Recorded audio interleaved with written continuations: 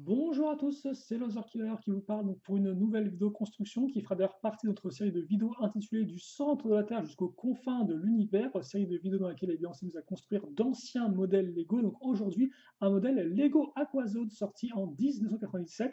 Il s'agira de la référence 2161, le Aqua Dozer, donc qui 197 contient, je vais y arriver, 136 pièces, voilà, et un modèle qui est designé par monsieur Stinsig Anderson, et aussi, enfin, pour terminer, un modèle donc qui est sorti exclusivement bien, en Amérique du Nord. Donc logiquement, en tant que petit Européen, on ne pouvait pas y avoir accès à l'époque. Et d'ailleurs, quand j'étais enfant, bien, je n'avais aucune idée que ce sous-thème existait. Ce n'est que bien plus tard, étant adulte, que je l'ai découvert et que je me suis dit, mais c'est bien ça. Et donc justement, c'est tellement bien qu'on va le découvrir et le construire ensemble, dans la joie et la bonne humeur, comme d'habitude. Alors,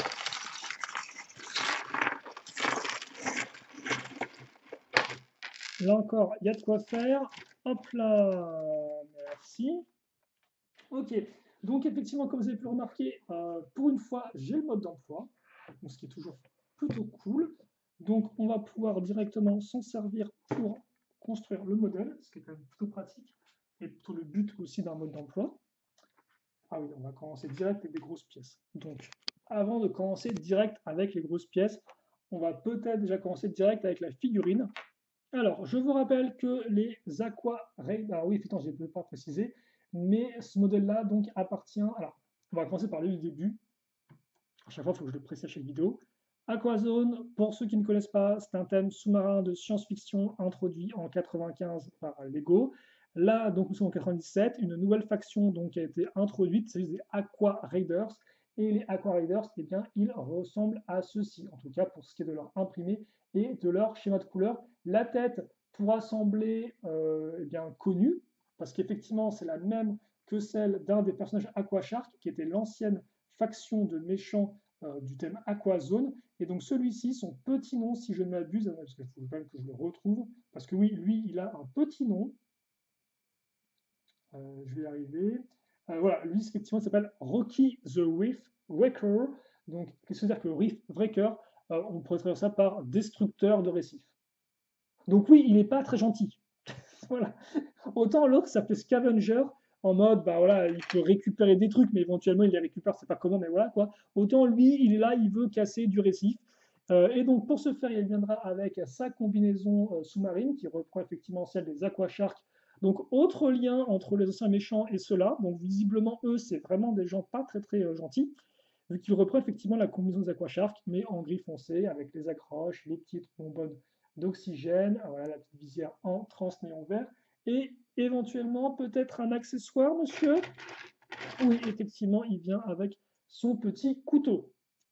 Alors qu'il était plus de base un accessoire utilisé par les gentils, les aquanautes, mais bon, c'est pas grave. De toute façon, les deux camps utilisaient les deux, des fois, harpon et couteau.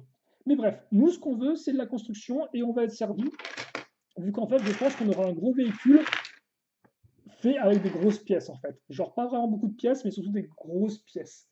Comme celle-ci, par exemple, qui forcément va rappeler bien, un autre modèle Aquazone, qui était le Cyclo 7, une espèce de véhicule des aquanautes, donc des gentils, qui ressemblait à une sorte de grosse pince. Bien, on va retrouver ces grosses pièces qu'on va mettre ensemble comme ceci. Alors, je ne sais pas si cette pièce est apparue pour la première fois dans le thème Aquazone ou pas, avec justement le Cyclo 7.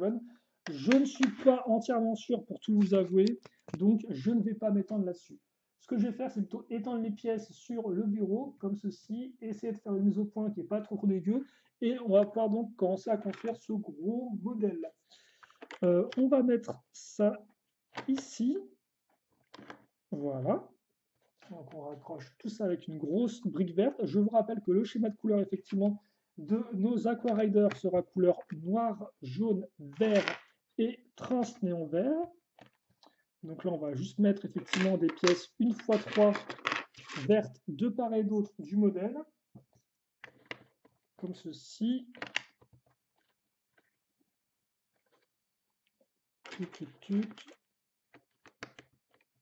Et donc là encore, pour ceux qui se demanderaient où est-ce que tu as trouvé le nom du personnage, ça apparaissait généralement dans des magazines Lego d'époque, avec des petites histoires sur une ou deux pages. Rien de très très complexe. mais ça permettait effectivement d'avoir ce genre d'informations. Bon.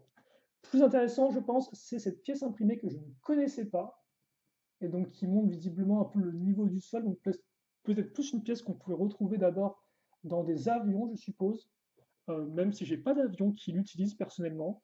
Donc ouais, je ne sais pas où elle a été utilisée par la suite, mais elle est plutôt cool et elle se met à l'avant du modèle. Donc visiblement, en fait, ça va ressortir du véhicule. En fait, c'est pas un truc qu'on se met qui se met à l'intérieur, comme genre une sorte d'écran de contrôle ou autre. Non, ça se met vers l'extérieur. Bon, pourquoi pas. On va accrocher donc ces pièces-là. Alors celles-ci, je sais plus quand elles sont apparues, honnêtement. Parce que c'est vrai que pour moi, c'était des pièces qui étaient apparues avec le thème euh, Explorien, un thème de l'espace, mais je crois en fait qu'elles sont apparues bien avant ça.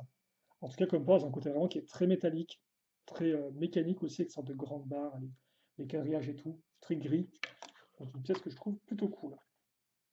On va mettre à niveau ensuite justement ces pièces-là avec des petites pièces 1x2, d'abord vert, ensuite noir.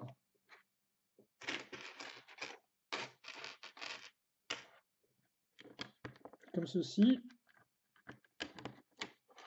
Et aussi des pièces vertes à l'arrière pour mettre doublement à niveau. Ok, bah tiens, on va passer justement vers un truc assez important maintenant, un des éléments centraux du modèle, à savoir donc, bah, je ne vais pas vous dire quoi, mais à savoir déjà, on va commencer avec ces deux petites plaques 2x2, sur lesquelles on va raccrocher ces grosses briques avec des barres qui ressortent. Voilà, donc ça existe encore aujourd'hui. Hein. On s'en sert des fois pour fixer des,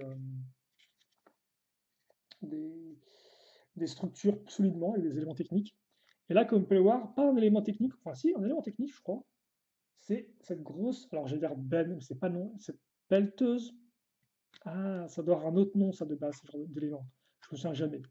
En tout cas, comme vous pouvez le voir, cet élément a 4 accroches techniques circulaires, donc ça tombe bien, vu qu'on a des barres circulaires techniques, et on a aussi des petites pièces, des petits stickers.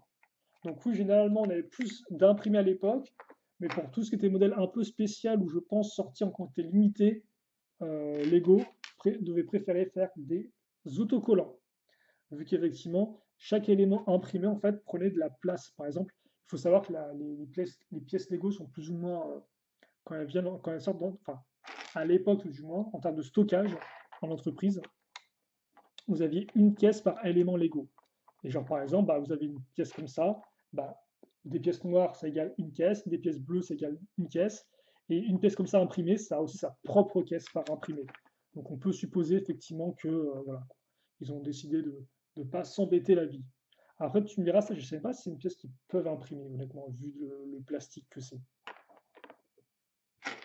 Bon, peu importe les explications un peu frauduleuses, on va raccrocher ces éléments techniques dans les parties du haut, et vous noterez surtout là la présence d'un tenon qui sera utile par la suite. Et ça, on va le fixer justement ici. Et donc oui, là encore, on va vraiment avoir un sous-marin qui sera très différent de ce qu'on a vu jusqu'à présent. Effectivement, en termes de pièces, on peut en reconnaître, mais vous allez voir, c'est vraiment unique en son genre.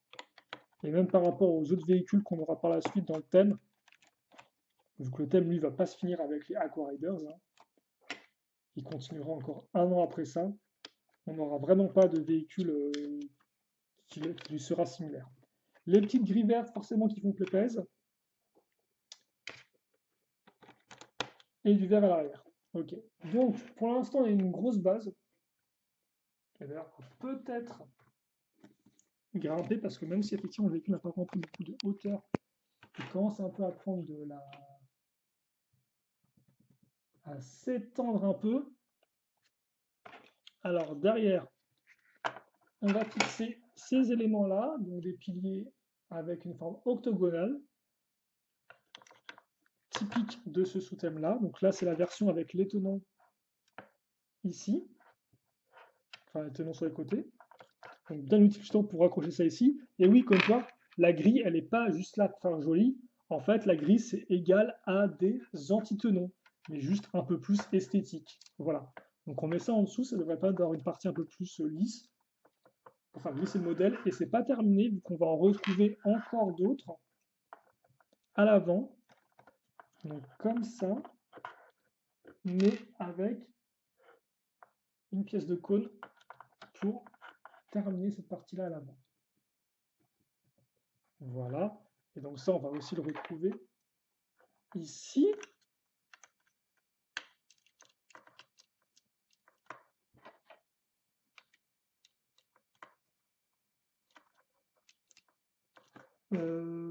Ouais, je pense que c'est tout bon. Une fois que c'est fait, on a donc un véhicule un peu plus grand, ce qui fait que maintenant, bah, j'ai jamais le terme, bon, la pelleteuse, on va appeler ça comme ça. La pelleteuse, même si c'est pas le terme officiel, est à niveau par rapport au sol. Donc ça, c'est propre. Puis, on va fixer cette 2x3 ici. Ensuite, qu'est-ce qu'on va avoir? Alors là, on va avoir une 2x2 pentue, puis une pièce avec des rainures en verre. Bien la première fois que je vois cette pièce-là en verre. Puis, une 2x1 en plaque. Et c'est tout. On y va tranquille, à niveau pièce par étape, là. On s'embête pas trop. On va retrouver des petites plaques 1x2 qu'on va mettre sur les côtés ici. OK. Et c'est tout là encore pour ça. L'arrière, par contre, va être un peu plus intéressant vu qu'on va retrouver nos bonnes vieilles pièces de turbine et d'hélice, forcément aux couleurs de cette faction des Aqua Raiders. Alors, à noter d'ailleurs, vu que là je suis en train de prononcer leur nom, mais il y a aussi un thème Aqua Raiders qui existe, qui est sorti plus tard, dans les années 2000, qui est aussi un thème sous-marin, mais qui n'a rien à voir avec celui-ci. C'est-à-dire qu'effectivement, le thème Aqua Raiders qui est sorti, déjà, c'est un thème à part entière, c'est pas un sous-thème d'un thème, comme c'est le cas ici. Et surtout, c'est un thème, donc certes sous-marin, mais qui met quand même en avant des sous-marins qui sont pas vraiment trop SF, qui restent réalistes. Et surtout, les Aqua Raiders, là, dans ce thème-là, c'est des humains qui affrontent une sorte de grosses bêtes des océans un peu mutées, un peu zarbi, quoi. Donc voilà, pas vraiment le même délire que ce qu'on est en train de faire maintenant. Mais là encore, c'est un thème intéressant, peut-être qu'on le fera à l'occasion, j'en ai jamais acheté personnellement, donc peut-être qu'on pourra le faire à l'occasion d'un prochain épisode du centre de la Terre jusqu'aux confins de l'univers. En attendant, on va accrocher nos petites pièces à clip qui serviront sûrement à tenir peut-être le poignard et autres accessoires de ce genre-là.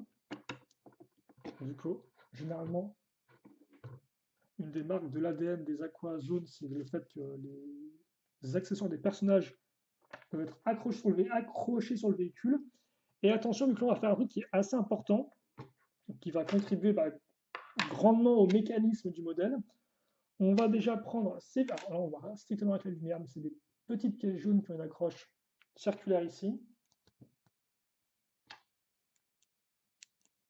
On va en accrocher 2 sur cette 2x4 verte. Alors par contre, excusez-moi parce que là, je suis en train peut-être d'avoir un truc qui est un peu flou.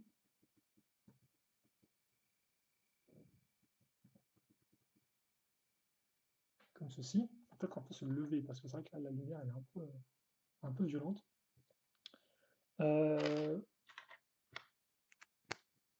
Voilà. Voilà. Ça. Et ensuite, des chaînes. Alors effectivement, les chaînes ne sont pas très technologie du futur. Vous allez voir qu'elles vont avant tout être utilisées pour le mécanisme. Donc on va en mettre 2 comme ceci, qu'on va ensuite maintenir en place, prendre en sandwich avec une x4, relativement simple. La 1x2, la pièce pentue inversée, et ensuite 2 pièces. Je vais parler d'aileron, d'ailette. C'est pas vraiment un aileron. Voici un aileron aussi.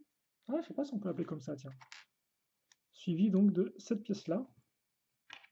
Et ensuite donc de cette pièce de sonar qu'on avait déjà à l'époque sur les véhicules Aquanaut et Aquashark, et donc on retrouve aussi ici. Et une fois que ça c'est fait, on va ce module-là le placer pile poil entre les deux réacteurs. entre les deux briques qu'il y a ici. On met ça comme ça. On a pile poil l'espacement de 6 tenons. Et puis ensuite, les chaînes, maintenant, eh bien, on va en mettre une de chaque côté ici, grâce justement au tenon sur la petite barre que j'avais mentionnée tout à l'heure. Et oui, c'était prévu depuis le début. Voilà. Et donc logiquement, maintenant, ce qui va se passer, c'est que quand on va bouger ça, eh bien, on va aussi lever la pelleteuse. Voilà. Alors, ça ne bouge pas beaucoup, mais voilà, au moins il y a le mécanisme. Donc une fois que ça c'est fait, qu'est-ce qu'on va faire? Eh bien, on va prendre ces pièces-là. Donc ça, c'est des pièces octogonales, mais qui partent en diagonale, justement. Octodiagonale. Et on va les mettre ici. Alors là, enfin, je pense que c'est comme ça. J'ai du mal à voir, en fait, si on les fait partir sur les côtés ou pas. Mais je pense pas, non. Non, ouais, non, effectivement. Bon, elles sont vraiment contre le véhicule.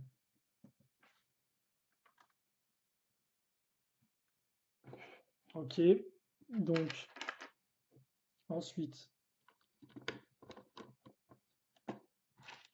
pentu inversé comme ceci, pentu normal comme ça. Donc ouais, en fait là le véhicule c'est vraiment la base qui va prendre le plus de temps je pense. Donc tout ce qu'on vient de faire maintenant là c'est un peu vers la ligne droite. Donc il y aura il y aura le second couteau qu'on va mettre ici justement.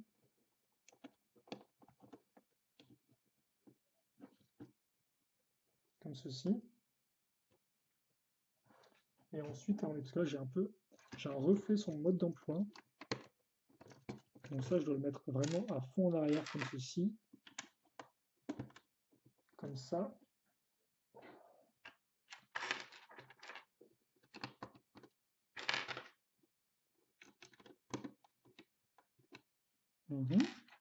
Et après, on va avoir donc ces pièces pentues qui vont faire le lien entre mes pièces octogonales et la base toute carrée du véhicule. Voilà.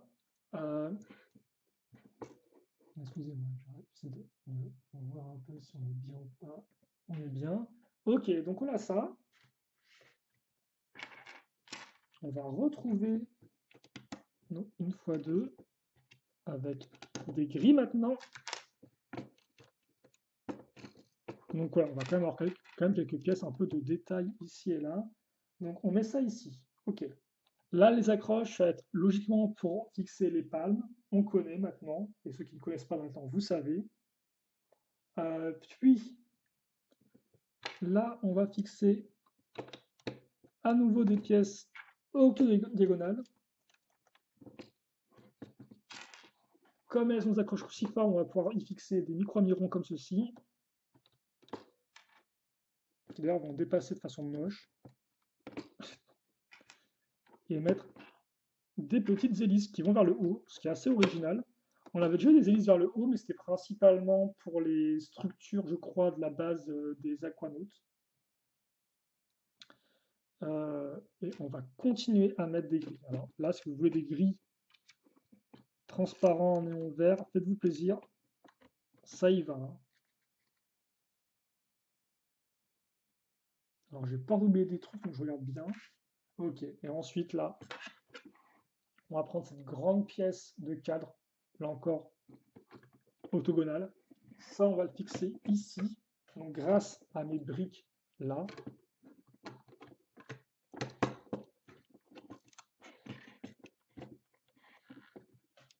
D'accord.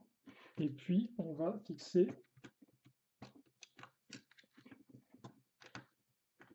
des petites pièces 1x2. J'aurais peut-être dû vous montrer un peu mieux. C'est des pièces, en fait, charnières. Mais vous allez comprendre après quoi elles vont servir. En attendant, on va fixer d'autres pièces comme ceci d'aileron. Alors, celles-ci, est-ce qu'on les avait eues dans le véhicule à quoi? Non, on ne les avait pas eues dans les véhicules. Ah, on avait peut-être eu, mais elles étaient cachées, je pense, dans un des véhicules de 95 ou 96. Je suis plus entièrement sûr, en tout cas, elles étaient pas visibles comme ça sur les anciens véhicules. Ah, moi, je dis n'importe quoi, mais je crois pas. Non, je crois pas. Ah, peut-être sur le véhicule Aquanautes. Bref, tout ce qu'il faut retenir, c'est qu'on met des grilles dessus. Et surtout, après, on va prendre cette grosse pièce de verrière, jusqu'à présent, qui était uniquement utilisée pour, justement, là encore, des structures, pour une des structures, justement, enfin, pour la base des aquanautes. Et bien là, on la retrouve avec des yeux vénères.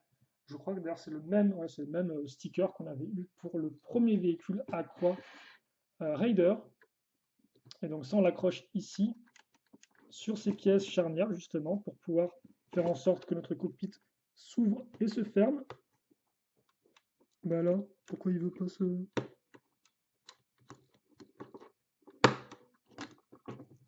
Voilà. Et dessus, on met ça. Effectivement, les fameuses pièces imprimées de composants un peu électroniques, apparues d'abord dans un theme space, mais qui sont utilisées par cette faction. Et là, on dirait vraiment qu'il fait un petit sourire avec ses yeux, ça me fait assez rigoler. Et... Mais il rend trop bien le profil. Ensuite, ah, c'est cool ça en fait, ok, je comprends un peu mieux. Ensuite, alors je vais pousser toute cette saleté là. On va faire une sous-construction, oui, à la toute fin de la construction, pourquoi pas. Donc on prend cette espèce de grosse boîte. Alors ça, je crois que c'est après avec les... Peut-être avec des theme space à l'époque, mais vraiment des vieux theme space. Et on va donc équiper notre boîte, notre carré, on peut le dire, avec des pièces de réacteur. Donc ça, c'est du bon vieux réacteur space, là aussi, rien de nouveau à se mettre sous la dent. Mais peut-être que vous ne connaissez pas la pièce, vu qu'effectivement, elle est plus utilisée par Lego, celle-ci. Pourtant, elle est quand même relativement emblématique. Mais bon, il faut savoir faire son temps et dire au revoir, même quand des fois c'est un peu compliqué. Ok, donc là, il y en aura une hélice. Puis ensuite, des petites pièces avec tenons en façade. Et bah tiens, on va retrouver l'autre pièce imprimée Space qu'on avait déjà vu dans l'autre véhicule des Aqua Raider. Et ensuite, on va prendre cette pièce de tuyau qu'on va mettre ici. Ok. Donc oui, ouais, pourquoi c'est sur pivot? Pour faire genre un petit réacteur, parce qu'en effet... Alors par contre, c'est moi, j'ai zappé un truc là. Pourquoi j'ai une troisième pièce comme ça? Encore, on verra ça après. Mais en attendant, on aura aussi des harpons, en plus des couteaux. Donc harpons chromés, qui font partie aussi de l'identité du thème. Par contre, vous remarquez que contrairement à d'autres modèles, justement, du thème, et qui faisaient aussi l'identité du thème, on n'a pas de buissons dans ces modèles-là, en tout cas, pas pour l'instant. Et on n'a pas non plus de faune marine. Pas de requins, pas de raimentas ou de pieuvres, comme on a pu en avoir avec les modèles Aquanauts et Aquashark. Et donc ça, ensuite, eh bien, on met notre personnage. Alors là encore, je ne l'ai pas précisé, mais il vient avec des petites palmes que je vais vous montrer tout de suite, pour que vous puissiez voir un peu à quoi ça ressemble avec les palmes, ce qui rend plutôt bien, vu qu'effectivement, il a une... Voilà, comme ceci, vu qu'effectivement, il y a une combinaison noire.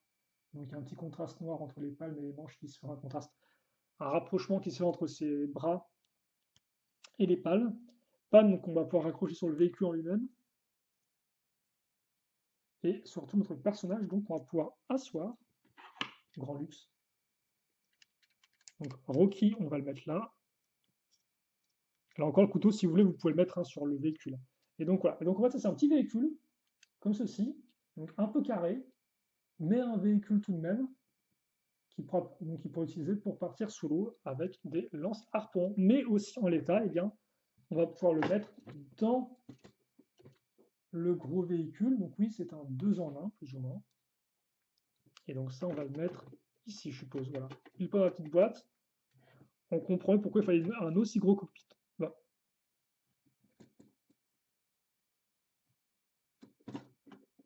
Bah. Bah. C'est quoi qui bloque? Il y a un truc qui bloque. C'est l'hélice. Attendez, je crois que l'hélice, il faut la mettre pile poil comme ça. Ah oui, ça tient pile poil. Hein. Je sais pas si ça passerait aujourd'hui, ça. Le fait que genre fallait placer une liste exprès dans une position spéciale pour que ça tienne, c'est un peu en mode genre waouh, let's go quoi. Donc oui, let's go. Vous avez aussi un cristal, et comme vous pouvez le remarquer, pour une fois, il n'y a pas justement de boîte pour mettre le cristal dedans comme les autres modèles du thème. Il n'y a pas non plus de modèle alternatif à l'arrière d'ailleurs au passage. Donc je vais juste maintenant regarder un truc, c'est que alors, les palmes, effectivement, on peut les fixer sur les accroches ici, là, comme ça. Wesh. Alors le mode d'emploi vous dit de mettre les deux d'un seul côté. Et là encore, moi je suis un peu trop habitué à la façon de faire des anciens, donc on va en mettre un sur chaque côté. Après, tu me diras que c'est leur truc à eux de mettre les deux palmes sur un seul côté, hein. Peut-être que je devrais faire ça aussi hein, pour respecter leur intégrité visuelle, leur identité visuelle. Donc ce truc avec une accroche de barre,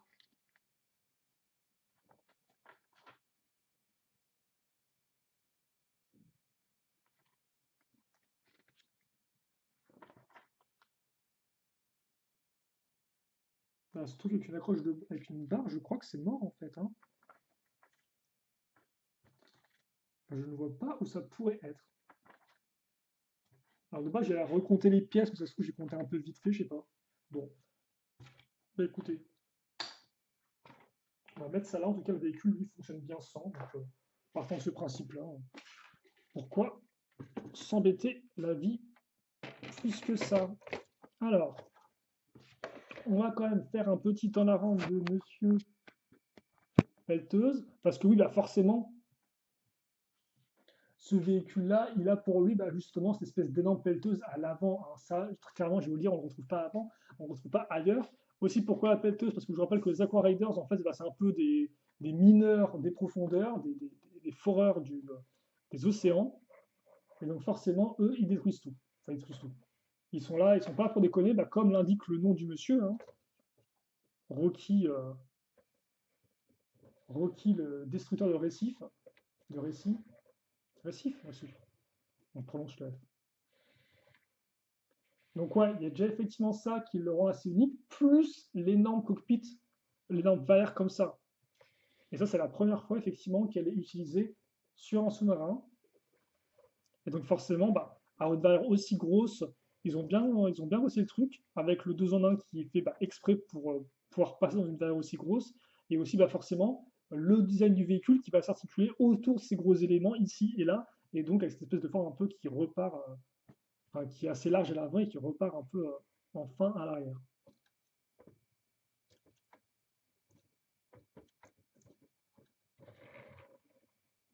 Voilà, il commence un peu à déraper lui.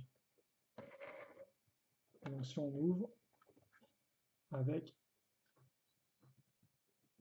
le petit véhicule qui peut ensuite s'échapper. Et si vous voulez une comparaison de taille par rapport à une figurine, donc comme c'est pas le plus grand véhicule non plus, mais clairement il a vraiment un design au top quoi. Et qui lui est vraiment extrêmement spécifique. Ah il est chouette hein. Bon par contre, ça forcément ça rend pas top, la barre qui ressort en gris. Après, il faudra attendre près de 20 ans avant qu'il sorte enfin des écrous circulaires, donc bon, voilà. Et ils n'ont pas non plus cherché forcément à le cacher avec ça, parce qu'ils avaient un tenon de disponible. Ils n'ont pas cherché à mettre des harpons, par exemple, là-dedans. Et vous avez aussi bon, les sortes d'écrans qui ressortent, pourquoi pas.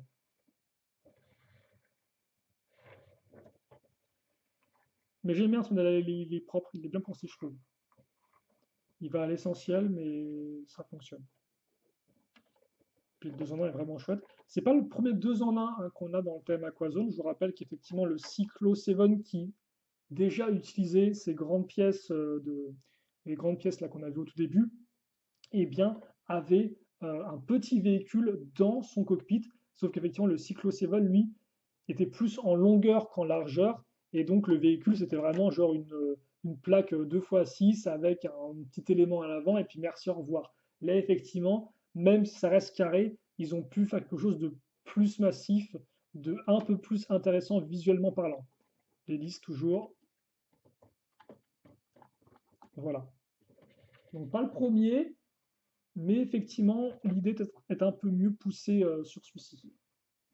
En tout cas, il est vraiment très rigolo avec cette espèce de grosse tête comme ça et tout. Vraiment les insights. Et non, vraiment le dôme au-dessus qui, ouais, qui est presque plus élevé que l'aileron, là, le spoiler, ça rend vraiment bien, hein. Bon, au top, au top, au top, au top. Donc nous, on va se quitter là-dessus pour cette vidéo. Seconde, effectivement, sur la faction des Aqua Riders qui, eh bien, continue à être bien impressionnante, je trouve, pour un sous-thème sorti exclusivement aux États-Unis. Eh bien, c'est un peu triste qu'effectivement, nous, à l'époque, que les enfants de l'époque n'aient pas pu profiter de ces modèles, ma foi, assez, au design assez audacieux. En tout cas, on va se quitter là-dessus. Si vous avez des questions, des commentaires ou autres sur ce modèle, eh bien, n'hésitez pas à les poster. Je lirai tout ça avec grand plaisir et j'y répondrai si besoin est.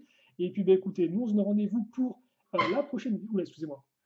Pour la prochaine vidéo sur du Aquazone, ce sera sur le troisième et hélas dernier modèle Aqua Riders. Et puis bah, j'espère que vous serez au rendez-vous. En tout cas, bah, moi j'y serai parce que sinon il n'y aura personne pour le construire et filmer un sachet de pièces, eh bien c'est pas très intéressant. Donc voilà, en attendant, les questions, j'ai déjà dit ça. Donc maintenant, qu'est-ce qu'il reste à dire? Il reste à dire, passez une bonne journée, une bonne soirée, une bonne tout ce que vous voulez. Mais bien sûr, le plus important, c'est de bien vous porter. De bien vous porter? Portez-vous bien plutôt. Ouais, je pense que je vais m'arrêter en tout cas. Donc, on se revoit pour une prochaine vidéo très prochainement. Et puis voilà, c'est tout. Allez, salut, au revoir. J'arrive plus. Allez, au revoir. Au revoir. À plus.